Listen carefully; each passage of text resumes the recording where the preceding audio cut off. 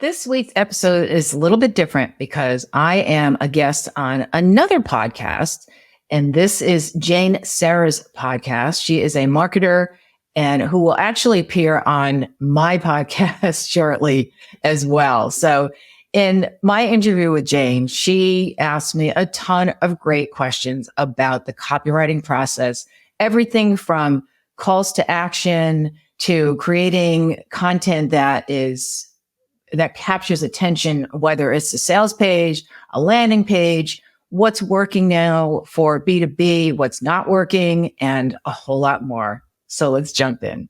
Okay, everybody. Thank you for joining us for another episode of Women in B2B Marketing. And today we have with us Linda Malone, who was referred to me by a couple people, I believe, to talk all things copywriting, especially conversion copywriting, which I'm pumped to get into. So she is the B2B copywriter and copy strategist at the Copyworks, her company. And she has 15 plus years of experience as a copywriter across various industries, which I'm excited to dive into. So thank you for joining us today. Cool. Thank you so much for having me on. This is going to be great. I've already learned a ton from her about the best camera to use, the best lighting. So many things. I'm excited to learn more. Yeah, exactly. Okay. So first thing I always love to dive into, can you tell us how you got into this world of copywriting and now for B2B marketing, just your career path to where you are today? Well, it's a long story, so I'll try to make it short because there's a lot of convolutions in that whole road. I've always been a writer. Like even as a kid, my mom told me that the teachers would say to her, she makes up these stories and she's really good. And so that's always been kind of there my whole life. But for the longest time, I had an interest in food. And I went to school for nutrition, and I worked in test kitchens as a recipe developer. I had a knack for desserts, and I ended up as a pastry chef. And whenever I do something, I never do anything halfway. It's always like, I throw myself into it. I become obsessed. When I was in that cooking phase, I collected cookbooks. I had like 300 of them. I used to read them like novels. It was just nuts. Yeah. And then I love the dessert. And so I end up opening up a small bakery. And what happens is I tend to throw myself into things and I burn out because I put so much into it. And I reach kind of this ceiling where I have to make a decision. Like with the bakery, it was like, am I going to grow it or am I going to bail? And I was going through some really tough personal stuff in my life. So I got out of it. And at the same time, it sounds like a contradiction, but I was always into fitness. I'd go to the gym after running my bakery. People be like, who smells like muffins in here? And in the locker room. And it's like, it's me. And then I ended up just realizing I really wanted to do the fitness thing professionally. So I ended up being a personal trainer. And so for about 15, 20 years, I worked as an in-home trainer. So I started in small studios. I'd work in studios and people started asking me, you couldn't come to my house. So I did that. It's a really weird thing because you have to be really good with people. And I'm an introvert. So the one-on-one thing was fine, but you get wrapped up in like their personal lives, especially going to people's homes. Yeah. And I grew to be very empathic. I was like inadvertently thrown into personal situations, like with families going on. Like I'd walk in, the family's having a fight. This happened one time. And I'm like just standing there like, I'm just here to work out with you. And at the same time, there was a magazine. It was called OC Metro for Orange County in California. Yeah. And it was a free magazine that I found on my driveway once a week. And I noticed they had a fitness column. And I thought, I can write this. And so I pitched the editor, hey, how about an article on how to purchase home gym equipment? What do you need to look for? He's like, sure, go for it. So I wrote it. And I'll never forget, still, how those moments in time are like frozen, like things that happen that really change your career. Phone rings. And he said, this is great. He goes, would you like to write more for us? And we'll pay you, I think it was $250.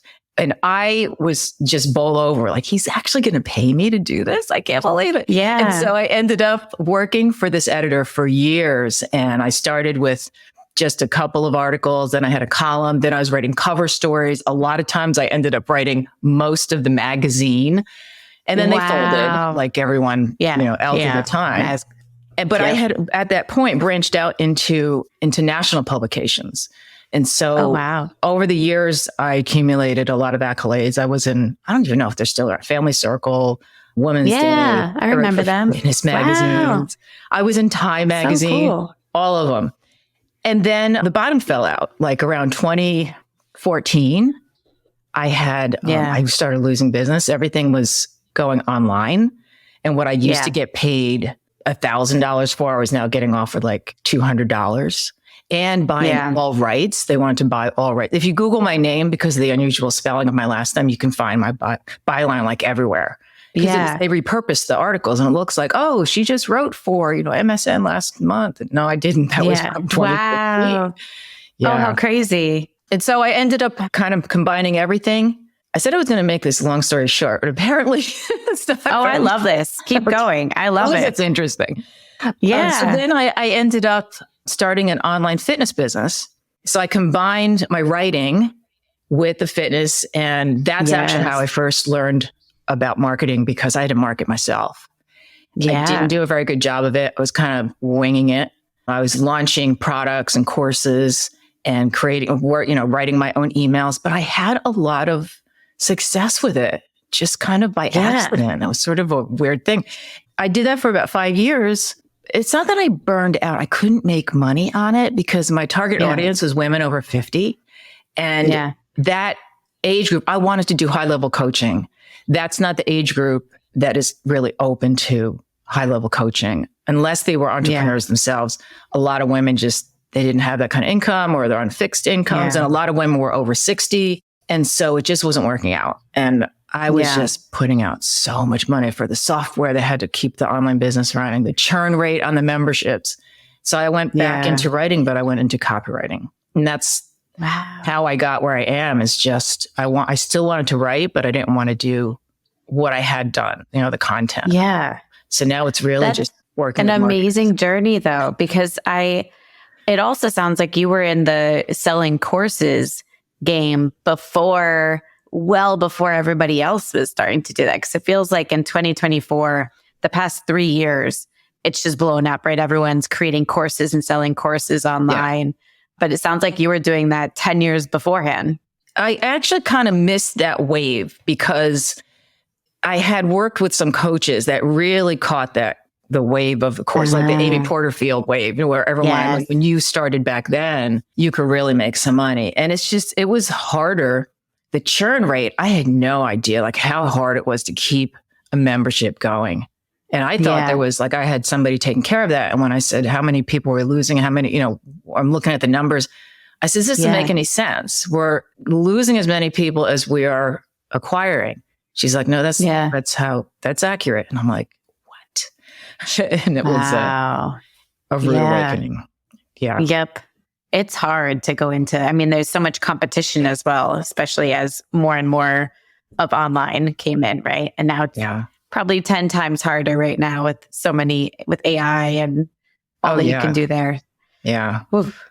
So getting into copy and going back to your love for writing, what do you think you love about writing? Is it the storytelling that compels you to keep going back to that career path? I think it's that. And it's kind of a weird thing. Like they say when you are in the flow, you heard that expression. Yeah. You get lost. I just get lost in writing. And I find, copywriting is different than content writing because copywriting is really based on metrics and analytics and customer research and a lot of it. And there's a saying that copywriting is assembled. It's not written. Where content, like if you say to me, you can write a blog on and like a subject, I can kind of go hog wild with. Ideally, I'd like to interview people to get their stories in it. But it's weaving together. I feel like I'm creating. It's art to me. Yeah. But it's just it is like, it's not like something you can hang on a wall, but I feel like I'm relaxed after I write something. It's like I've kind of gotten something out. It's a weird feeling. It's just the artistry of it. Like a dopamine hit probably when you get the right words together. I love that. I've never heard that phrase before, that it's assembled, not written. Oh, you haven't heard that? True.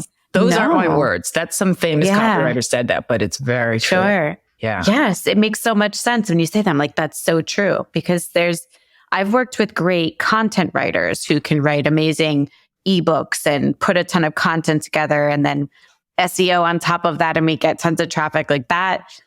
I'm not saying that's easy. That's a whole nother level of difficult, like a different set. But copywriting, it's so hard to find solid copywriters. And usually, I mean, sometimes you find people who do both. It seems like you're that unicorn, but it's usually one doesn't do the other.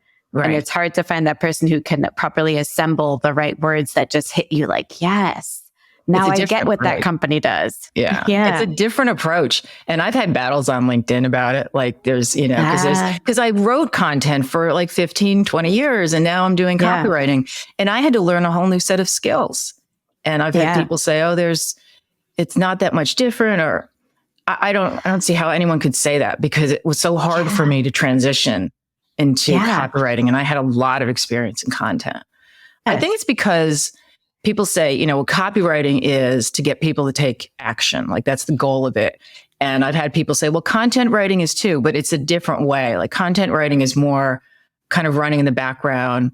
It keeps you top of mind with your customers. Yeah. And you could have a call to action in a blog, but it's not really the purpose of it. Exactly. And the call to action, the copywriting for that call to action to make people take that act, like that's a piece within the content, right? That has to be created. They call it micro copy. Yeah. Micro copy. All these new terms and expression. I love that. I'm going to ask a big question. Where do we begin with copywriting? And I mean that there's so many different levels here, but for instance, if there's a marketer that's coming to you and we're just saying, okay, we come to a new company, we're starting at a new brand, messaging just needs a rework. Where do you recommend they start? Is it the homepage, like their emails, a tagline, or where do you kind of begin your process with a marketing person? The first thing I look at and the first question I ask them is what their value proposition is. And that's kind of become a specialty of mine because a lot of companies don't know what it is. And they will either stumble over it, or I've been hired because I had one person say to me, you asked me a question I can't answer, so I know I need to hire you. Wow. So, because that's the main, like a lot of times what I do with a new client is I will have them do like a value prop audit. I'll go through, it's just a ton of research. It takes weeks to do this and interviewing their customers and then coming up with what really sums up what they do, who they do it for, and why somebody should hire them. And then all the copy comes from that idea or that statement. And you can have a couple that are sort of related. But when I work with a new client, I will go back to that statement over and over again. Does this fit that? And so it doesn't really matter what it is.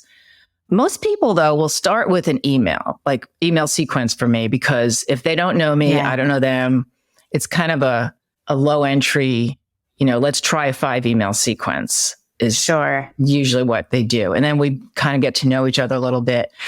It's pretty rare to have somebody just say, I need a landing page, although that happens, homepages, which once you do a homepage, though, you want the voice to be the same throughout the whole rest of the website. So you kind of have to carry it through. But emails probably are the first thing. And then other times people come to me for ads, Facebook ads. I don't do as much of those. Most of what I do is like landing pages and home pages. Yeah. Okay. Do you have a different creative process between different formats? So when you're getting into, if you come in on an email project to start, and then they're like, oh crap, we actually need you for everything. We need you to do the homepage and these landing pages, help us out everywhere. Do you have a different process for each medium and each format that they're asking you for help with? It's the research, like most of what I do is the background research. So that stays the same. The outcome is what would be different. So an ad, for example, has to be right out of the gate engaging, and you have to have a really good hook, especially like a Facebook ad, which is what I've done the most of, where a landing page, you have a lot of room to, you include, it's more SEO based, and I can explain things more. The words, the page can explain. There's more engagement. Ads are quick. And the thing is with ads is that the fewer words you have, the harder it is. Like people think, oh, it's just a few words. It's, it should be less money. No, it's not, because it takes longer to make sure that those words are exactly as impactful as you want them to be. So I'd say the background process isn't any different, but the outcome and how I approach the final piece is where it changes. Yes. And I'm fully with you on the ads being anything that's short copy is the hardest because you have to, it's like the H1 on a homepage, like the header is also just so difficult because you have to capture it in less than a full sentence, right? And as few words as possible, get their attention and want them to look at more of your site. The best examples, and we kind of use it in the copywriting world as a gold standard, is the Apple ads, because they are usually 1 or 2 words, but they're just perfect. It's like, who is on this team? Like, I want to work for them. But that is, they are like, think different. Their first one, well, not first one, but first memorable to me, right? That's like got them on the map. And it's 2 words. All of their ads. Yeah. 2 words, but it says everything, It's crazy. Speaking of words, and I want to get into conversion side of copywriting too, and the landing pages and what you find converts. But are there any words that you've found throughout your career that are on either end, right? Either just really sticky that you tend to keep using because you see success with them, or that there are words that you just avoid at all costs? Lately, it's been, and I did 2 posts on LinkedIn about this and both went viral. Anything to do with marketing speak. The words that like saying innovative, revolutionary, world-class, right? Game changer. That one. They don't mean anything, cutting edge. Yeah, I did a whole thing on words to never use in your copy. Oh, I love that. Both of them went viral. Both times I wrote those. And pretty much anything AI spits out, because they're getting it from the internet, right? So it's what everyone else is saying. So we're going to say it too. And because I do use AI for idea, like just to get ideas and to outline things and to extract main points. But whenever I ask it, like, can you reword this? It always spits out something that's very just what everybody else is saying. I'm like, this is not going to work. It reassures me that I'm still needed. There's job security. AI is not there. I love that. And I can completely see why that would go viral, because in marketing, there's 2 things that marketers make fun of ourselves about. Well, probably many more than 2, but 2 that come to mind right now. One is marketing acronyms, just galore. We love to have acronyms for everything. And second is, those meaningless words like innovative. There's so many, like with super, and just, I can't even think of them top of my head because I try to banish them. Cutting edge. Anything that's like, oh, it sounds good. Like, what's your superpower? And sometimes I find myself using them and they're not something you never say, but you really want to back it up with something specific. Like if you say you're innovative, tell me how. Don't just use the word. Describe it. Yes. I know one of my last companies, supercharge, was the word that we kept coming back to internally. And then on the marketing team, we were just like, we can't say supercharge. It's one of those words that everyone says, but what does it mean? Right. But you're right. There are some times where there's a word that's overused and misunderstood, and it does encapsulate what you are trying to bring. If you can explain it and back it up, there are exceptions to these rules, right? But that's funny. Are there any words that on the opposite side you are drawn to and are using? There's one word that I've written about this, and it can turn around an entire piece of copy, is the word you. Because most copy is about the company. We do this. We have this, our team, blah, blah. And it's always about the company or the person. And if you just took anything that was talking about you and you turned it to you, meaning, the person reading, the reader. That would turn the whole perspective around. And that's the most important.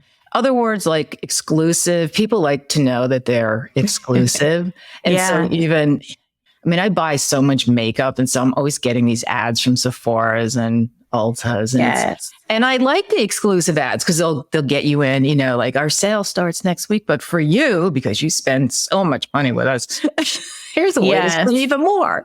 And I fall for it. And I know what they're doing, but it's okay. Yeah. I still feel special. There are certain words like VIP and exclusive. I agree. I always still, like, if there's an event invite, exclusive invite for XYZ and VIP invite, it gets people to open. It's like a good subject line word, right? Yeah. And we know it too, right? Being in the marketing world. I mean, you know it. And it's like, all right, I know what they're doing, but I'm going to go for it anyway. Still intrigued. Right. Yeah. I want to know.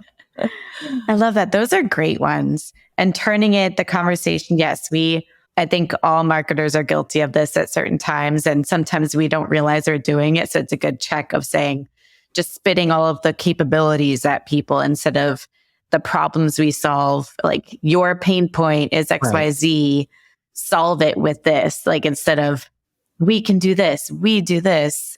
Agreed. It doesn't draw them in as much. Yeah. I get that even with people who want to be on my podcast. They're like, this is somebody, because I get bombarded with, people are like, I want to be a guest. I have somebody who can be a guest, and this is what he or she has done.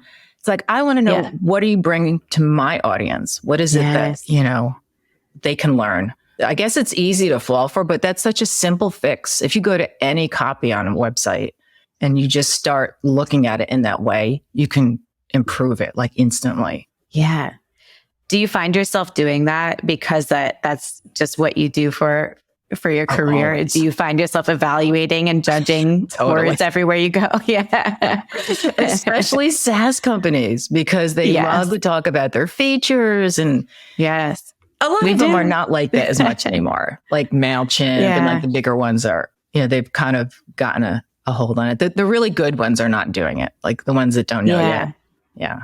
Still rampant. Do you follow, for landing pages, then we can get into the conversion side of things because it ties into this, but do you follow a certain framework? I'm not going to remember the names of them offhand, unfortunately, but like there's the certain sales frameworks for web pages that are out there for like identifying pain points and then this and that and like exact methods. Yes, exactly. Pain agitation solution. Yeah, there's two that I use a lot. PAS, so it's pain agitation solution, is the easiest one. It's easy to remember. It's what I first usually go to for pretty much anything. And the other one is Aida, which is attention, interest, desire, and action. That's the one that's used a lot by Apple. And so it's a little harder to pinpoint because it's attention. You have to get their attention, interest. It's really just pulling people in, and desire is like you really want to hit on what do you want? What is your audience desiring? And then the action that you want them to take. I usually rely on PAS for at least to start and see.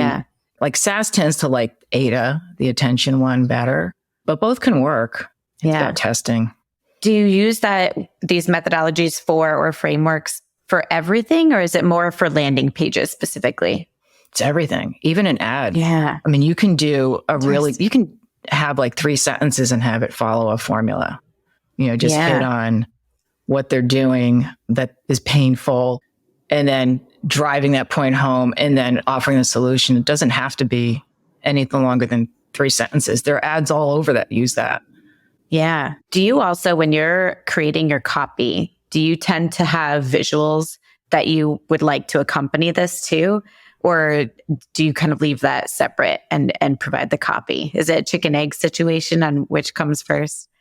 If I'm doing a landing page, like they say that copy determines design, I like to know, I like to have a general idea. I'm a very visual person. So I want to know I usually work with like a designer along with the copy. So that's what I did for one particular site I was working on. I knew the person. I met him on LinkedIn and we both worked together, and it was between the two of us, that page got a 40-something% lift in conversions. 11% was attributed directly to my copy, but it took a year before they were able to say, okay, this is the difference between the redesign and the controls. Wow. When it comes to like an ad, I used to do a lot of ads for fitness companies. And so I worked with a Facebook ad specialist, and it was really difficult because there's so much Facebook doesn't allow, like a picture of a tape measure. They don't allow a tape measure. It makes people feel bad. Really? Yeah. I had that on one of my, definitely no before and after pictures. I mean, you can't, it can't be any of that. Wow. So I would put I didn't know that. Oh, it's really strict. But I got good at it because that was when I was doing my own business. So I'd have a stack of pants with an apple on top. Like, okay, we can work with that. Yeah. But it's hard. Work around. Yeah. Wow. Depends on the platform. But Facebook ads are really tough. I don't know if the other platforms have visual so much. Oh, Instagram, I guess, would. Yeah. Or also just like landing pages, right? Like when you're thinking of copy and structure, because I imagine it's hard if you're just creating the copy. Like sometimes probably there's a visual that they already know they want to use and they can give that to you, or sometimes it's a blank slate and like you said, copy will determine visual. So I can see it going both ways in different They usually just put up what they think. Like usually the designer or the person, the founder, somebody chooses it. The only thing I don't like is the whole thing about video now for headers. Yeah. I find it really distracting. And according to research I've read, unless ambiance is a big part of your brand, you should just stick with a static picture. But if it's like a vacation destination, something like that where you really want to get a feel, then I can see it. But everyone's like overusing it. And to me, it's like, I want to read, what do you do? And then, I'm distracted by people dancing or doing whatever they're doing. Yeah. Even, do you think for Saas, where a lot of times you'll see video and it's showing their product, right? Like demonstrating, trying to give that visual. Is that just distracting? And you think that wouldn't help convert? It's taking away? I don't know. I would test it. I mean, you know how all these things are. I think video is great, just not if you are, you have the value proposition on the front hero section and you want people to know that. I think it's, we can't really absorb all that. I mean, especially somebody like me. I mean, I'm all over the place. Like, it's like, oh, look, shiny. And I'll forget what I'm even on the site for. So, you have to test it and see what converts better. Mm-hmm. Do you have any other conversion tips for us marketers? Like what would help convert? And I keep going back and forth on formats, but if it matters, like landing page versus email, just what you see from a copy perspective that we need to keep in mind or not do, things to avoid either way. I think the most important thing is to know where your visitors are coming from. So you want to know what stage they're in their decision-making process. So you've heard of that whole, they're unaware, they're pain aware, all of that. So unaware, if they don't even know that they have a problem, that's usually not someone who's going to find you easily. But there are cases where, you do bring that up. Here's an example, and it's kind of a silly one, but it really bugs me lately. Have you noticed all the deodorants for total body? Like, how smelly are people? Have you seen these? Like, are people really not aware of, like, do I smell? It's like, should I use it? Like, it's a total body deodorant thing. So that's somebody like, if you don't even know you have a problem, like that always cracks me up when it comes on. And I'm like, who are these people that are just deciding that don't realize it?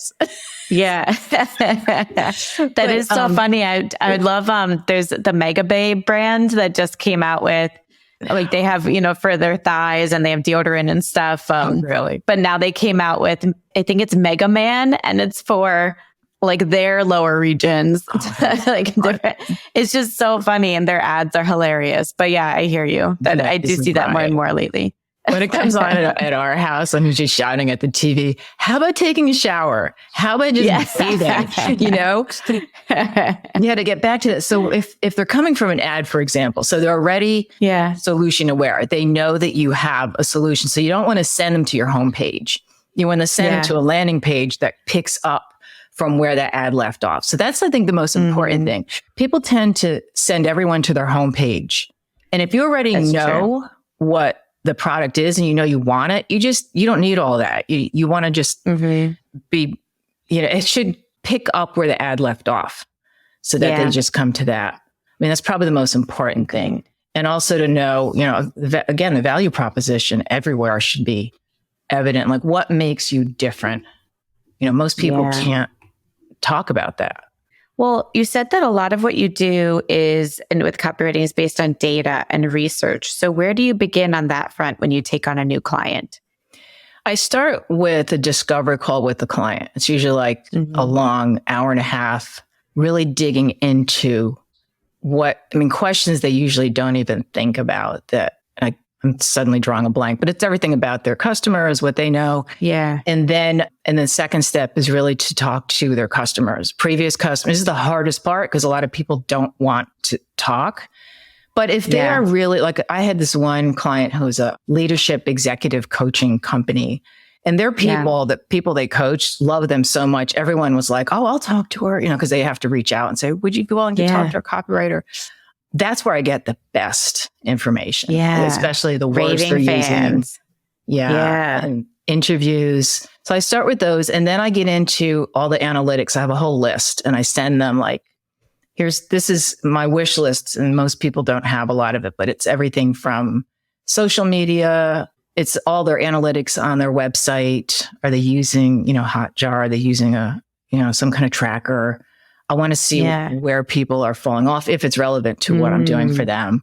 And then, it takes a long time, but I love sites like Reddit because people talk completely unfiltered, and you find out what are people complaining about? What are they saying about your competitors? Yeah. And I'm naturally nosy, so I want to know. Yeah. It probably takes you down many rabbit holes, right? As Reddit tends to do. It's like, wow, they're really saying all this. Yeah. Yeah. And then it gets you to know, that helps you identify differentiators that maybe they don't even know that you can highlight. A lot of times, because what I do then is I present that. If I'm doing just the value proposition audit, a lot of times we'll start there. So then I give a whole presentation on, this is what I found. This is what your customer said. This is what your competitors, what they're saying about your competitors. This is where I think, you differentiate. And sometimes it's something really simple like customer support, which was one of them. Everyone's complaining that I keep calling this other company and I get caught in a phone loop. But this one, they answer their phone and they're nice and they respond. It's simple, but different enough. Yeah. How often do you recommend your clients revisit this? So go conduct another audit like this, right? Because I'm sure audiences change, the value prop can shift. It's not something you have to do that often. I mean, sometimes I'd say the copy can change. I've been on sites like, there's a couple sites I'm on all the time because they're copywriting ones, and they seem to change their header and their homepage like every few months. I don't think, I think that's fine. You can try it and see, if there's a difference in engagement and conversions. Once you have a value prop, you don't have to keep changing that unless you're doing something completely different. And then your value prop is going to change. But that should stay the same pretty much. Yep.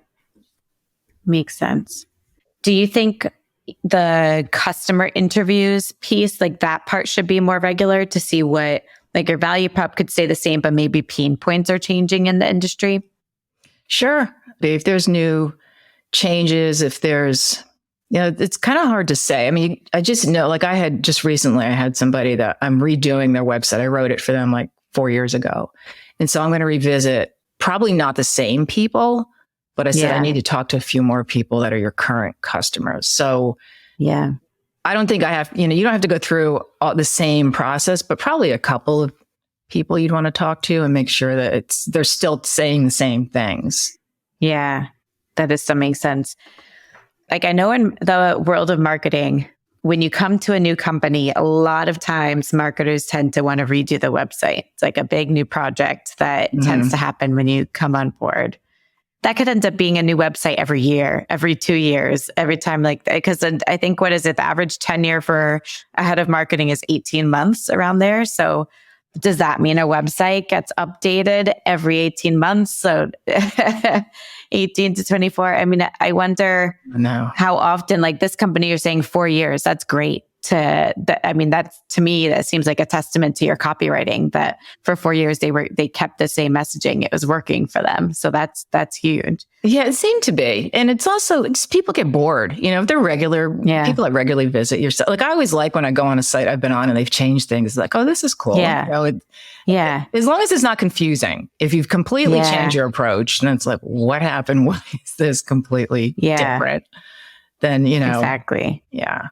Do you have any guidance on, because I'm keep thinking conversion copy, right? Like that, I come from a conversion platform background. So speaking my language here, I'm curious if you have any direction on CTAs and buttons.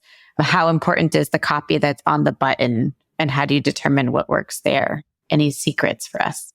I have. Yeah, there's one that I always use. For one, you have to keep in mind that the button is literally the conversion point. Like, when people hit that button, they're either going to like what they see on the other side, or they are not going to like what they see. And I think the most important thing is to keep it really relevant to what they want to do. So to complete the sentence, I want to sign up. Like, and I also, the research shows if you put it in their words, like sign me up instead of, sign up, seems to relate better. I want to, sign up or tell me more. I would just say avoid learn more, because it sounds like a lot of work. Like, what do I want to learn? And there was a whole article. Somebody sent this to me about how Facebook, that is one of their default buttons, and they should do better because that's on everything. And I remember when writing Facebook ads, I couldn't change that. It's like, I said, I don't want to say learn more. It's like, well, that's what we have. You can't. Yes, their button options are horrific. Yeah. They don't make sense. Like, learn more is basically the only B2B button available on Facebook ads. There's like nothing, or sign up. I think there's sign up and learn more. Right. Right. And I think to also change, like, you can have the same destination for the buttons, but change as I said, it's called micro copy. So change what you say on each one to see if people tend to click on one more than the other. So if you see like a long sales page and there's like all kinds of buttons and they're all really going to take, or if it's like a home page and it takes you to a sales page or something, you could have different buttons, say different things, and see if there's one that people tend to click on more. Yeah. But you can get creative with them. Just I want to, this is for me, or let's get going, or something that really sounds like a person would say. Yeah. Natural language. Do you think that is kind of key as something to keep in the back of your mind as you're rewriting copy? Like, this sounds like a human wrote it. It's not like overthought marketing jumbo. It shouldn't be on autopilot that you just stick things up there. Whenever, you're tempted to I'll just put this up, learn more. I hate that phrase because I don't know what to expect. You want people to know what they're clicking on. So if if they click on something and it takes them to a page they're not ready to click on, they're just going to bail, especially if it goes to a sales page. I'm not ready for that. So interesting. So many years ago, and so things changed. It's probably like 8 years ago. I remember reading something, I think it was an email study where learn more statistically was getting more clicks in this email versus the study that was going on, like versus whatever other term they were using, but learn more versus, I think, a harder sell, like buy now or sign up that has more commitment attached to it. But so I've always had in the back of my mind that learn more was a good CTA because it just gets them to click through. But I think you're nailing the ultimate conversion piece here that's missing, right? Is we're talking about maybe it gets more clicks through out of curiosity, perhaps, but then they're not knowing what they're clicking through for. There's not that intent to follow through on that page and actually convert. Right. So, and a lot of times there's a lot of debate too about should you put a button on the hero section, that top section of your homepage? Yeah. I was told because I've worked with a number of copywriting coaches, that you should not, because people will click it even if they're not ready. But it's like, oh, it's a button. Yeah, it's like, oh, shiny.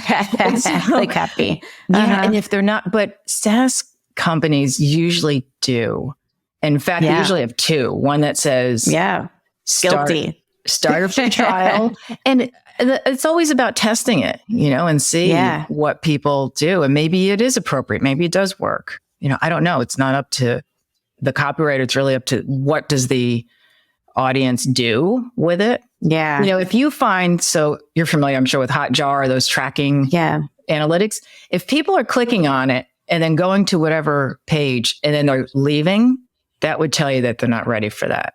There's also something I wanted to mention called instead of call to action, call to value. Have you heard of that? Ooh, no. This would be a button that takes them to a different part of the page, maybe. It's like, you've probably seen those where you click on something, instead of going to another page, it scrolls you down to the bottom.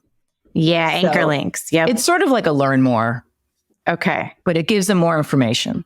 I love that. That sounds like a really good thing to test on the homepage, the header piece, because oftentimes the homepage, especially nowadays in the scroll culture, right? We make them so long. Right. And often people are not going to get to that bottom, very important section that you have there. So if you really think that they need to see this piece, clicking to as an anchor link down to that section. I love that idea. I've never thought of anchor links on the homepage, the top section. Yeah. That's a great idea. Especially Things like you to said, test. a long page. Yeah, a long page. Yeah. Because sales pages. And it's funny because those really super long sales pages are shown to convert better than short ones, even though people complain about them. But research shows that they work. And I think the reason is it takes you through those decision-making stages. So you could start with pain aware. And as you're reading through your solution, okay, this is a solution, product aware. So maybe this could be for me. So you kind of take the person through all those stages until you're the only one.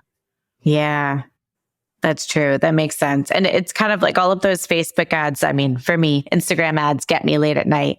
And I go through those rabbit holes and I get on those pages that are endlessly scrolling and all the CTAs that are the same to get to buy the product. Then after you buy the product, they upsell you 5 other add-ons to the product. What's funny? I have fallen for so many Facebook ads. I have never, I think maybe once, but other than that, I've never been happy with what I've bought. They're usually products for China. Yeah. And then you can't send them back. And I've just the worst products, and they're nothing like what. And so I'm just so disillusioned by, like, what I do is I'll take that name of that product, I'll go on Amazon and I'll look for it. Yeah. And look at reviews. I've trained myself to do that too, so that it's much like we know what we're getting. Yeah. Or like we'll get scam alerts. So like, okay, avoid this. Don't buy from this company. Yeah. Sometimes you can tell, right? Like the quality of the site. Yeah. That is sending. If it's too loud and in your face, lots of exclamation marks, I'm like, okay, I shouldn't go through this. Yeah. That's awesome. We talked a little bit about this and how the world of marketing and copywriting has changed so much over the past 10 years, really. And I'm sure beyond that. But how do you see it evolving in the next few years with AI and just everything that's changing and I mean, really AI is impacting everything. So curious how you see that impacting your world and copywriting. I mean, the answer that most copywriters say, which I agree with, is, kind of weeds out the bad copywriters from the good copywriters, because if you're relying on AI to do your writing, it's not going to be good. But what makes me really a little bit nervous is thinking how last year I never even used ChatGPT. I don't even know if I heard of it. And now AI is like everywhere. In fact, somebody complained, I don't know if it was on LinkedIn. They said saying that you're now with AI is like a selling point. It shouldn't be a selling point. I don't know who is using that in their own their ads or on their landing pages. Now with AI, it's just changing so fast. Yeah. I have no idea. I was listening this morning to a radio. There's this really funny radio show out of LA, and they were talking about, it was Friday, it was National Radio, whatever it was. It's like National Radio Day, and how few people listen to the radio anymore. And it made me think, like, are we going to have, like, now everything's podcasts? Yeah. Are we getting rid of radio? Like, I don't know. I hope not. I still listen to the radio every time I'm in the car. It's like default. It said 80% of people still listen to the radio at some point. Like, it's not completely dead. But I mean, I didn't expect this whole thing. But like when my business changed, when everything went online and all the print publications, like there's none. I used to write for Self. They're not even around anymore. Yeah. Like all the print publications. Oh, they're not. I used to love that magazine. I met the editor years ago. Yeah. But all of those have folded up and I didn't expect that. AI, no one saw that coming. I don't know. Mm-hmm. It's not like, what's next? Yeah. Flying saucers landing and going, hey, we'll show you. Well, apparently in Miami, that's a thing now, flying saucers over here. There's stories. I mean, it's beyond Florida, man, now. We have crazy news stories down here. And who knows? It's not any crazier than some of the robots I've seen that they're using. It's like, this is really freaky.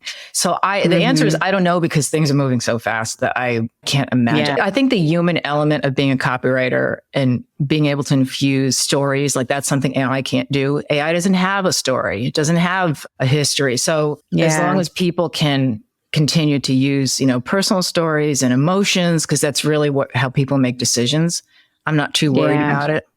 I think AI will be able to imitate, just like robots can imitate things, but is it really going to be like people? And if it is, I hope I'm not around for that. I know, right? We'll see how good it gets over the next few years. But I think you're right that the human storytelling piece, I can't imagine ever being replicated. So and we shall see. For now. I want to ask, what is one thing you would tell your younger self switching into the world of copywriting, deciding to come back into this realm and really going into the copywriting side of things? What would you tell yourself now that you know so much more? It's hard to say because I did it step by step. I don't know if it would be worth it. Would have been worth it for me to work within a company, like a marketing department. I think probably that, like getting a job within a company where I was doing copywriting, because that seems to be, for one, it's a big selling point when you go out on your own. I never had that. I've always been self-taught. I've had coaches and really high level coaches, but I never worked. I don't know. I'm so not a corporate person. I'm just the worst employee. I've always done my own thing, but I mean, I have worked for other people way back in the day, but I would always have a side hustle. I just can't not be an entrepreneur. It's very weird. Yeah. But I would probably suck it up and go into, a marketing department, really see how they operate in everybody's roles and kind of soak all that up before going out on my own. That's probably the one thing I'd do different. Yeah, that's interesting. Because then you'd learn a little bit of who you're selling into also and how to work with those different team members of the department. Because all my coaches have worked in corporate before they went out on their own. Yeah. And that's what sells them, like Joanna Wiebe. I don't know if she's a founder of Copy Hackers, and she was with Intuit for 5 years.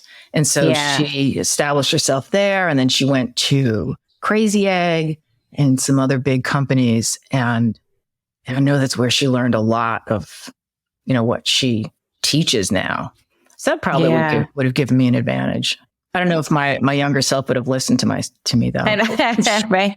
Like, nope, can't do it. Not for me. I wonder now, because everybody's going into this fractional thing, right? Where it feels like fewer and fewer people are going to be dedicated full-time employees, and many people are becoming fractional so they can work with many brands, and then the brand doesn't have to pay for different, like full salary, right? It's half the time and all different benefits, etc. So I wonder with this shift, if you were kind of ahead of the game. And it also matters to me, I think, wonder what brands you work with. If it was full-time capacity or not, if you can put that on your portfolio, right? Like these brands versus I was a full-time employee at this brand, you worked on copywriting for this brand, seems to be one and the same nowadays. I don't know. I just know that the people that I listen to and the ones that I've learned the most from have all worked for these big companies. And so, but I also think it's working, knowing how a company works. Like even when I, as a copywriter, pitch a company, sometimes I'm like, I'm not sure who's the best person to write to say. I mean, it'll eventually, if they're interested, they'll send it to the right person. but just knowing how it all works together and everyone. But all I ever hear on LinkedIn is how people don't work together. Sales and marketing, hate each other. Silos. It's like, how can it be? I thought they were supposed to work together. But it would help me understand, how all of it comes together in the end. Kind of like, and I've never seen this, and this is really bad for me to say, but Mad Men. Everyone tells me you have to watch it. I know that I'll get too excited watching it. I won't be able to relax and go to sleep. So I can't, but I do have to watch it. Get you too amped up. Yeah, it's a good show. It irks me too much. So I never got through the whole series because it was, obviously the name of my show, Women in B2B Marketing, I'm very much pro getting women out there. And that time period was very not so much. So it's hard for me to get past that and enjoy the storyline. And it's funny because even now with copywriters, you just hear about the male copywriters, the ones that, the people who are, John Caples and John Carlton. And there's just, you don't hear about the women as much. And it's funny because women, we know the emotional, we're more empathic. I'm, generalizing here, but I think I can get to the emotional part of copy faster than a man, even as a personal trainer. There were male trainers that would specialize in, I'm going to help women who are going through menopause. You have no idea. No idea. I don't care what you I've read. never seen that. That would crack me up if I saw a man trying to say he could specialize in training women going through menopause. Yeah, wow. I saw that recently on some website. I'm like, dude, just stop. You just can't. You have to know what it's like. Yeah, there's certain things that you can sympathize with and learn about, but it's different when you have gone through it or you're going to go through it. Like you can relate on a different level. Yeah, it's a whole different thing. That's interesting. Yeah. Well, Linda, thank you so much for sharing so much with us today on copywriting. I literally have a few things I need to go and test out myself and check for all of my Learn More CTAs everywhere because I'm sure I have them. So thank you. And if anyone wants to learn more from Linda, where should they go and how can they connect with you? On LinkedIn, I'm very active on LinkedIn. I post almost every day. And then my website is the Copyworks with an X, the Copy, WORX. And I have my own podcast as well, B2B Marketing and Copywriting. So love it. And we will link to that in show notes, everybody. So take a look there.